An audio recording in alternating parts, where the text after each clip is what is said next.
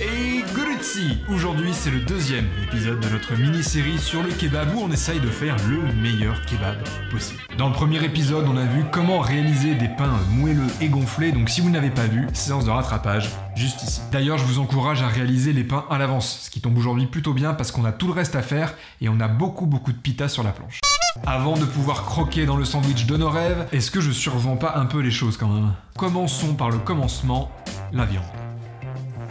Pour reproduire la viande du kebab, on va devoir relever deux défis. Le premier, c'est la cuisson de la viande. Alors pour ceux d'entre vous qui n'auraient encore jamais vu ni goûté de kebab, ça vient du mot doner kebab qui veut dire viande grillée. Et traditionnellement, cette viande elle est grillée sur une broche verticale qui tourne. Et le deuxième défi, c'est la texture de la viande. Si vous vous souvenez ce qu'on disait dans le premier épisode. Ok, je vois à peu près ce qui fait un bon kebab. Un pain moelleux, doux, une viande finement découpée, mais il faut quand même lui donner du goût. Comme on va rester sur le poulet pour des raisons pratiques, on fait face à un petit challenge qui est d'avoir à la fois du grillé, du croustillant et en même temps une viande juteuse. Ce qui n'est vraiment pas facile parce que le poulet c'est une viande qui a tendance à sécher très vite et on va être obligé de la passer dans le four pour la faire rôtir parce que sinon c'est plus un kebab. Mettons de côté la question de la broche pour le moment et concentrons-nous sur la texture.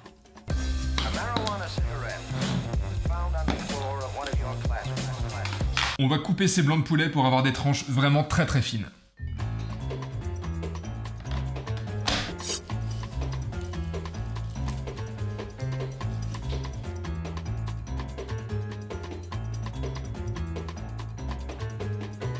C'est encore un petit peu trop épais, mais on va kebabiser tout ça.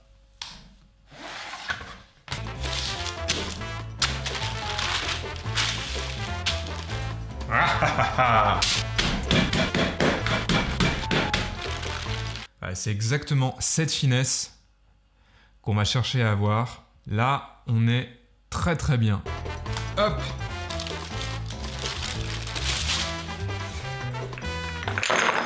Qu'est-ce qu'on met comme épices? Ça oui. Ça oui. Ça pourquoi pas. Ça. Ok. Pour donner plus de goût à la viande, on va la faire mariner. Je vais ajouter du fromage blanc, du sel, poivre évidemment, allez, du cumin. Tiens, ça c'est pas mal aussi.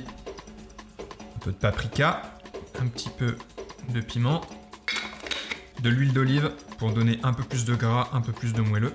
Puis des herbes, tiens aussi, tant qu'on y est.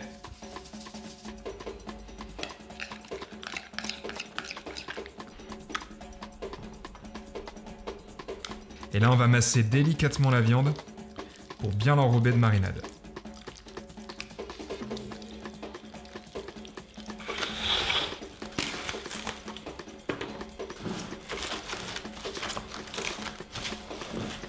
Ok, la viande marine tranquillement pendant 1 heure, ce qui me laisse le temps de réfléchir. Comment reproduire la broche verticale dans un four domestique? On pourrait éventuellement se dire que la broche verticale, elle n'est pas indispensable et qu'on peut le cuire à l'horizontale, mais si. Parce qu'en cuisant verticalement, le jus, le gras de la viande et de la marinade, il va couler lentement sur la broche, ce qui va nourrir la viande. Et c'est d'ailleurs un mouvement qui est cyclique, parce qu'on peut récupérer le jus qui est tombé dans la plaque pour le remettre au-dessus de la viande afin qu'il recoule à nouveau. Dans notre cas aujourd'hui, je suis pas complètement sûr que ce soit indispensable, parce que le blanc de poulet, c'est une viande qui est très peu grasse, mais si vous faites ça avec du veau, de l'agneau ou du bœuf, là, ça devient plus intéressant. Mais bon, aujourd'hui, on respecte les traditions, donc broche verticale. Et je crois bien que j'ai trouvé quelque chose. Ce gros oignon, il va me servir de socle. Coupé en deux avec un diamètre assez important, il va aussi stabiliser la broche et éviter qu'elle bascule d'avant en arrière.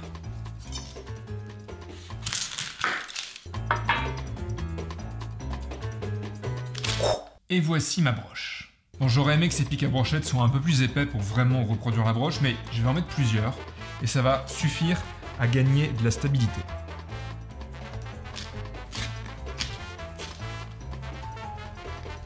Et c'est aussi simple que ça. Maintenant, on va faire un peu de construction en empilant les morceaux de viande les uns sur les autres.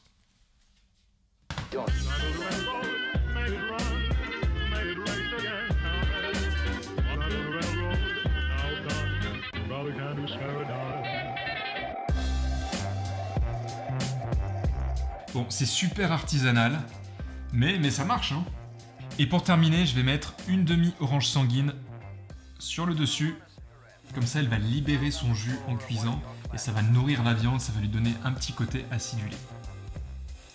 Et là, ça part au four à 200 degrés pendant 1 heure. J'ai un four à chaleur tournante, donc j'ai pas besoin de me poser la question de la broche rotative. Le four va gérer ça tout seul.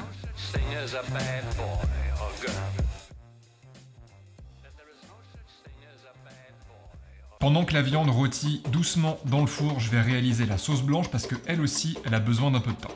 De l'ail, finement ciselé. Bonne grosse cuillère de fromage blanc. Un peu de sel.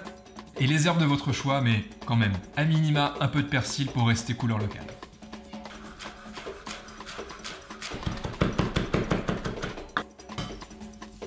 Et puis tiens, un peu de cerfeuil parce que pourquoi pas.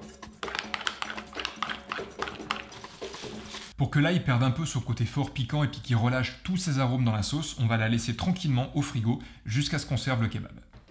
Bon, on a presque tout ce qu'il nous faut, mais il faut quand même qu'on règle ce problème de crudité. Il y a beaucoup de gens, et vous en faites peut-être partie, qui n'aiment pas vraiment les crudités dans le kebab. Ce qui à mon sens est un petit peu dommage parce que ça apporte vraiment de la fraîcheur, du croquant, de la légèreté à un sandwich qui peut être bien souvent gras et lourd. Mais d'un autre côté, les oignons crus, il faut le reconnaître, ça peut être un peu difficile à manger déjà, et puis à digérer ensuite. Mais c'est là où on peut être malin.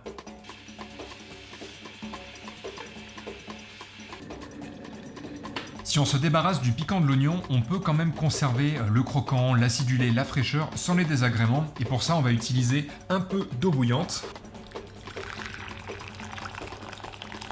un peu de sel, une petite pincée de sucre, un petit peu de vinaigre. Et je vais plonger directement des lamelles d'oignon et des lamelles de cornichons. Et c'est tout, on va laisser mariner ça 15-20 minutes à couvert tranquillement. Cette technique s'appelle le pickle, ça permet de conserver le croquant, l'acidulé de l'oignon, du cornichon, tout en enlevant ce côté vraiment trop piquant, trop âcre. Franchement, c'est double victoire.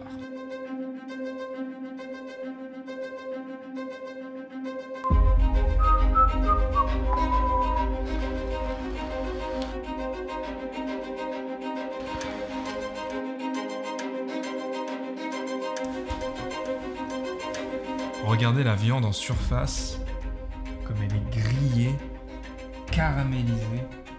La forme de la broche est différente de ce que vous voyez dans les restaurants de kebab traditionnels. Normalement, les plus petits morceaux de viande sont en bas et les plus grands morceaux sont au-dessus, ce qui fait que la broche a une forme de V.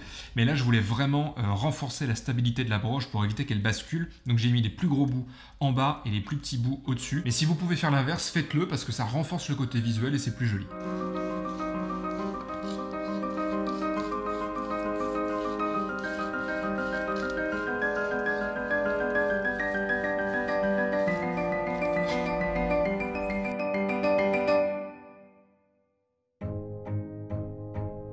C'est tellement satisfaisant de voir ça se réaliser sous vos yeux. C'est grillé, c'est juteux.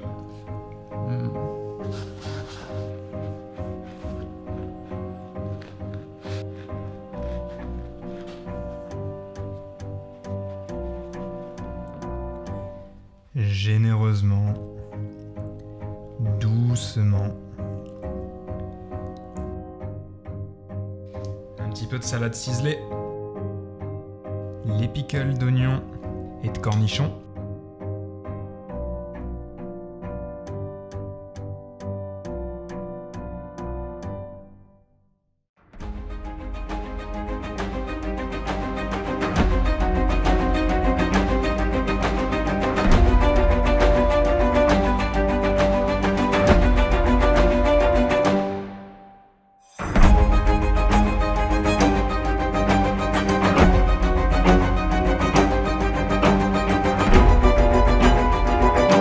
J'étais parti pour le goûter devant vous, mais on a vécu tellement de choses, lui et moi, au cours de cette mini-série, que je vais aller le déguster dans l'intimité. En tout cas, j'espère que cette mini-série vous a plu autant qu'à moi. Si vous faites cette recette chez vous, n'hésitez pas à me taguer avec le hashtag Cuisine & Chill sur tous mes réseaux sociaux. En attendant, partagez l'amour de la bonne bouffe sur internet. Partagez aussi cette vidéo. On se retrouve très vite pour une nouvelle vidéo. D'ici là, je vous embrasse et n'oubliez pas qu'il faut manger pour vivre, mais qu'on vit aussi pour manger. Ciao. A marijuana cigarette was found on the floor of one of your classrooms.